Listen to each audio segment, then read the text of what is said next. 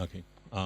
Welcome. Well, thanks for being here for my talk. I'm honored to say a few things about what our HPC solutions is going to is actually becoming for ARM. So I have been working on the ARM HPC ecosystem, like I guess, for almost a few months or closer to a year. So we're proud that we have just announced that last week our ARM CPU is actually coming up. Is announced. So it's actually a really important milestone for us. Um, so let me talk to you about the steps that we have done to establish our for us being part of the ARM ecosystem to establish to help establish the ecosystem and also working on the collaboration part. Generally speaking, Huawei actually has been engaging with a lot of collaborations with our partners, both in the open source community and also in the community for industrial applications in order to satisfy our customers' needs. We also partner with other hardware vendors or hardware partners. So there are a few that I actually mentioned down in the slides down on the in the page. And for Linaro, it has been very close relationship because we rely on them on having Linaro to help us on the open source porting testing and also tuning on our behalf, and we appreciate for their efforts. To be honest, actually, we have been engaging with with others for establish the ecosystem for ARM and for ARM. So and been kind of like an HPC player for the last few years by just working with them on bringing up our solution, such as with Altair, ESI, and Dassault and Ansys. So we continue to work with them to help us to port their ISV applications to ARM, and that is actually one of the things I'm driving. It's actually in progress. We also part of the OpenGCC and also the Open ARM Alliance initiative that's in Europe for bringing ARM to be to kind of consolidate the efforts in the industry. So we kind of help establish the ecosystem. Let me just go ahead on this one. So we use our existing relationship with our universities and some of the kind manufacturers that we have worked with in the past, and also the for our existing customer in the oil and gas industry to kind of help us to bring to bring the industry moving towards the ARM architecture. So that is actually also a part of the progress that we're making. So here I'm actually describing our HPC solution readiness. So for us, we have we're planning on using the newly released CPU, the previous known as the 1620, the high silicon 1620. Now it's called the Kunping 920 CPU. For different kind of form factors, we have the general purpose CPU, general purpose server. That's the Taishan form factor, which is a 2U. A high density one, which is a 2U twin. There's one box that have 2U and 4 nodes and a storage platform together on with our FPGA, NVMe, and programmable NIC. The solutions that we have it ready right now is this I should describe in this slide. So on the bottom that we have some of the universities and lab that we are working closely with. You hear from earlier in the session we have Shanghai SJTU helping us to understand and improve on our platform. And we also work with Jülich and also Oslo on some of the as an early kind of like demonstration of our platform to help us to improve on the hardware. And then we also work with on the network side with Mellanox and Mellanox technologies on the interconnect, and also different ISV for the power of our system, such as Lustre and also BGFS. and also on the operating system side, Red Hat, SUSE, and Ubuntu, and then depend on ARM for the and GCC on the GNU compilers for the compiler math libraries. Together with all with our close partnership with others, it helps us to bring total solutions together, and is ready. And then we have the solutions for manufacturing currently, and we're building out for other segments as well. So the solutions that we have for manufacturing are involving commercial ISVs, which I'm describing later on in subsequent slides. We're also engaging with the others for life sciences and also weather. And then there's actually a little description for each one of these segments that we have, and the type of software or applications that we're dealing with our partners and our open source developers. So as for the current roadmap, we are working on the Kunpeng 920, which is previously known as the 1620. There will be the future generation of the ARM CPU that we're working on in the future time frame, and we have a kind of history of the few generations of CPU. So currently we're working on the ones in yellow. Just a brief description, I guess, the overview of the specification. One of the few of the highlights of the current ARM CPU is that is our current Kunpeng 920. It supports up to 64 cores of the ARM v8.2 standard, up to 3 gigahertz, and for the 8-bit address space, and dedicated L1 and L2 cache, and 8 memory channels. So, and then it will be the first. It is actually the first, ARM C6 solution.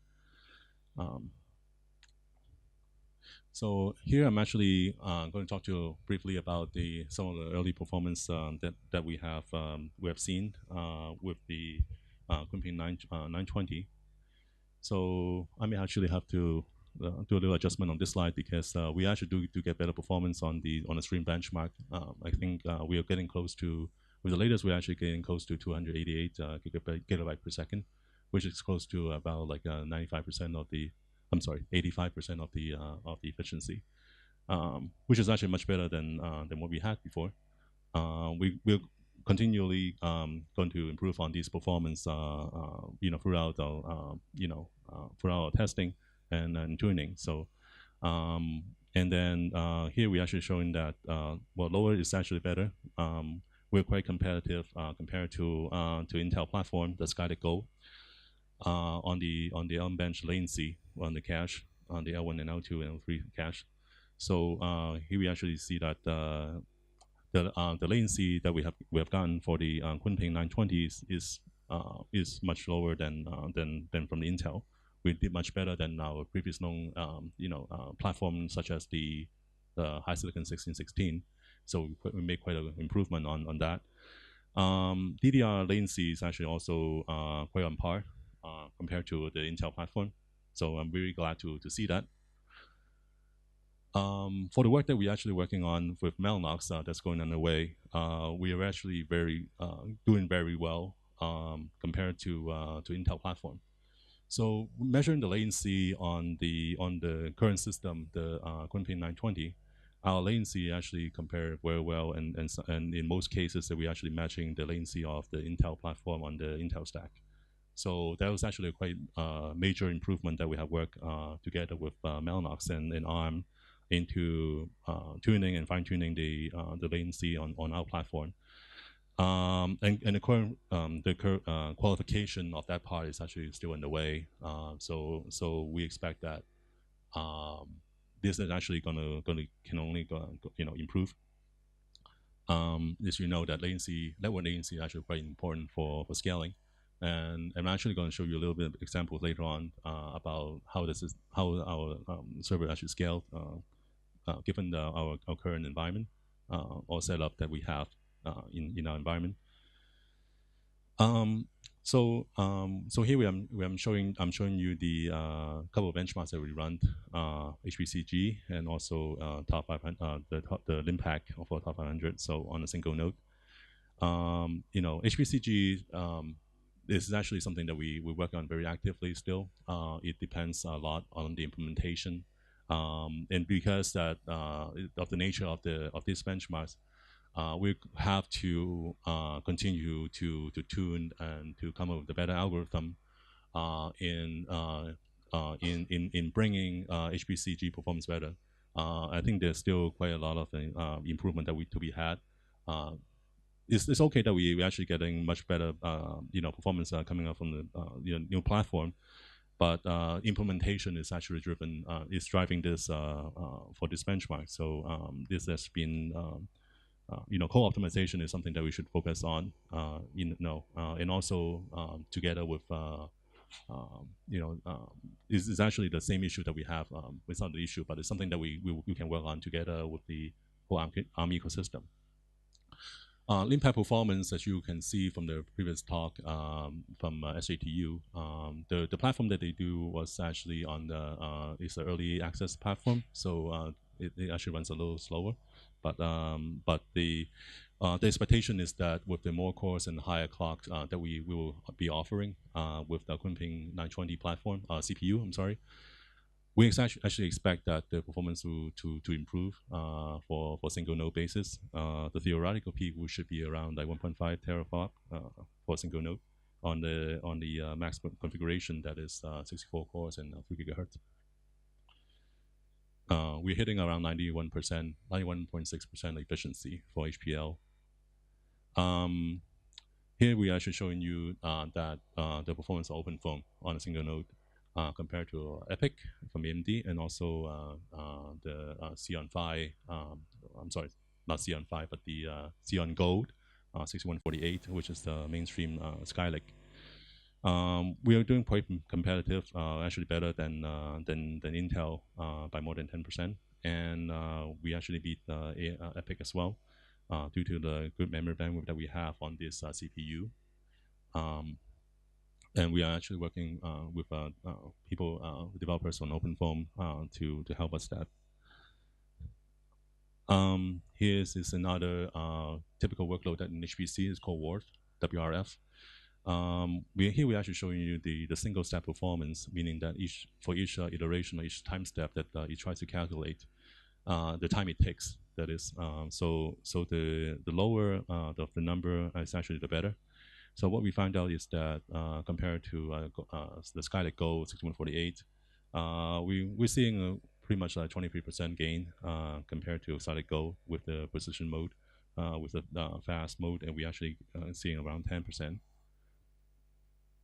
SU2 is another application.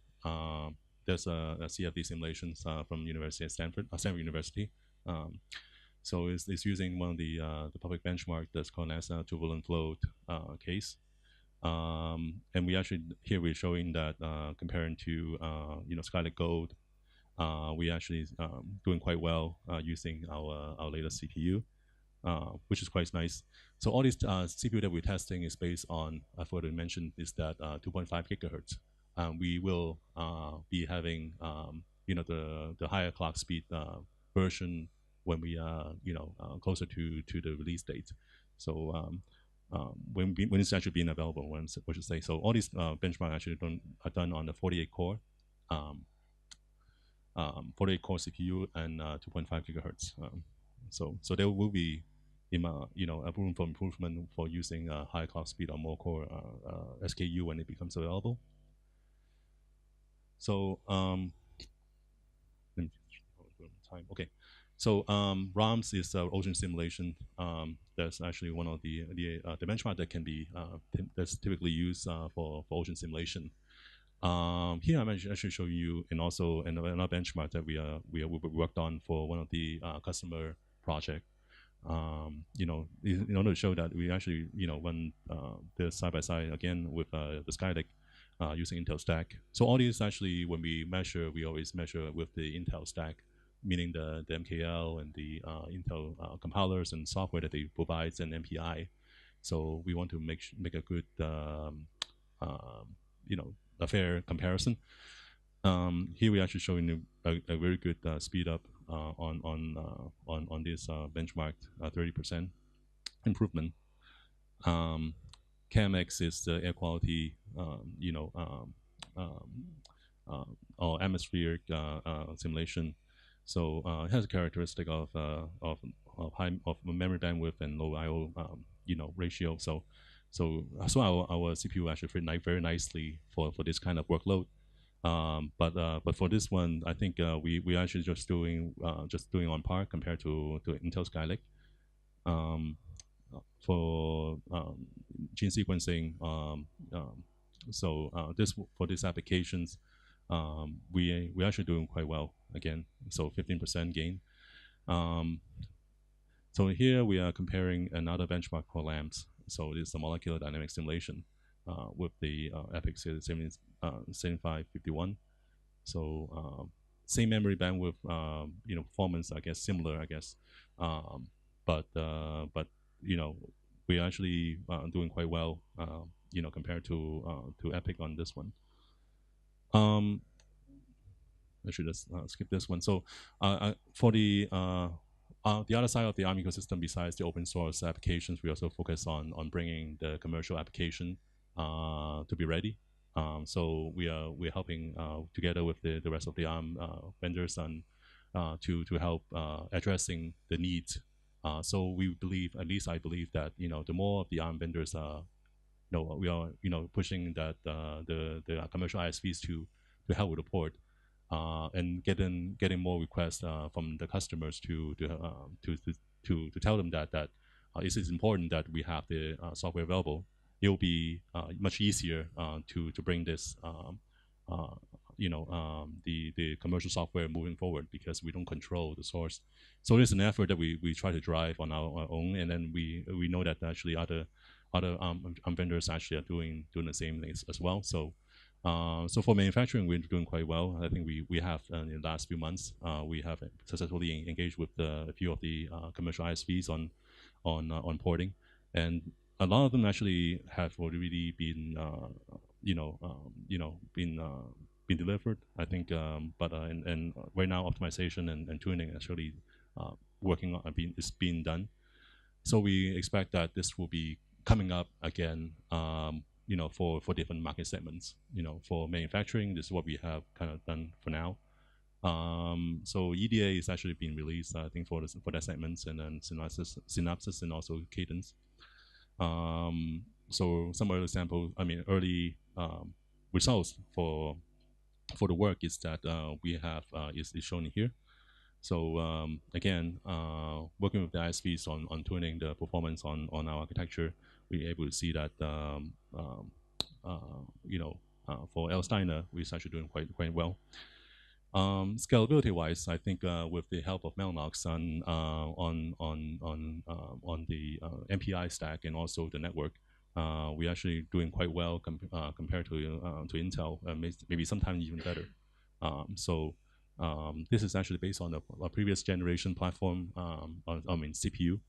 So in order to tune for the scalability, this is what we have achieved quite nice of the performance gain. And then another preliminary results for ANSYS Fluent, and we're able to get in some cases so much better than what on the Intel side. Yes. So I think that's pretty much what I have here to show. Thank you very much.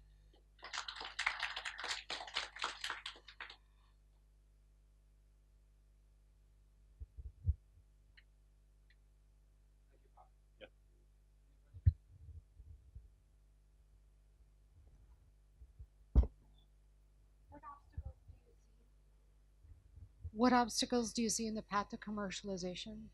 Well, the main issue is that ISVs also need to invest engineering time and people to support, and also cycles to qualify a new hardware architecture to support. So they have been very comfortable in supporting Intel architecture. For instance, like if they don't need to spend extra resource and to be able to satisfy, I guess, 90 or 95% of their customer, there's no reason for them to make special efforts into allocating more resources into supporting something else. So it's very much like customer driven. There's another part is that, so first is that they have a dedicated resource. Second part is that uh, you know so it's like so many other so those are the two main kind of like um, I guess like the obstacle, like what you say, and essentially for ARM or for us vendors is that we need to have um, our customers to kind of help doing that, to tell them that it is something that uh, they need to also see it happening, to bring it to bring the support to for ARM. So it's definitely something that we encourage our users to also mention that, that that they have the need, they have such need, because for us vendors it's actually we try to push, but it's also they need to see that the actual user will have the need for that. So yeah. Okay. Any other questions?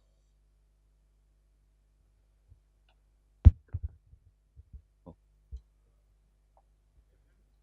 Yeah.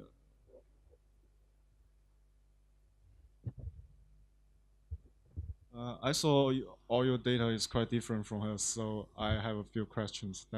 Do you test all these benchmark in America or in China? No, this is a no. I work with the team in China. In China? Yeah, Do you use the official version? official version meaning I mean, is engineering sample or formal version?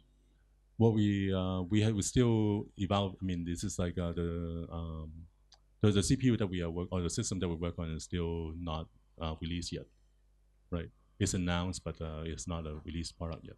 And do you use an official reference version of HPCG and HPL, or do you optimize? We did optimization on top of it, but there's still a work in progress though. So I know that there are better numbers to be had. I think that reference elsewhere, but internally we are still working on optimizing HPCG. Yeah. Okay, thank you. Yeah. Did you run the optimized version on ARM and the standard version on Intel, or the optimized version on Intel? The optimized version on Intel, I did, but for ARM, there's no such optimized version. Oh, okay. Which is why maybe it's an I think maybe it's an effort that can be had. You know, um, if everybody is actually based on the ARM compilers or math library, it would be something that we can, if maybe something that ARM is interested in supporting. I don't know. But Linaro will do in the open source side. Well, that's true. If Linaro has interest in working on it, but yeah, I know that Linaro, obviously you and working on the, open blast, which is really quite nice. I think for us, yeah. Thank you for that. Cheers. We'll get that eventually. Okay. Any more questions? Any more questions? No? Okay. Thank you, Pak. Sure.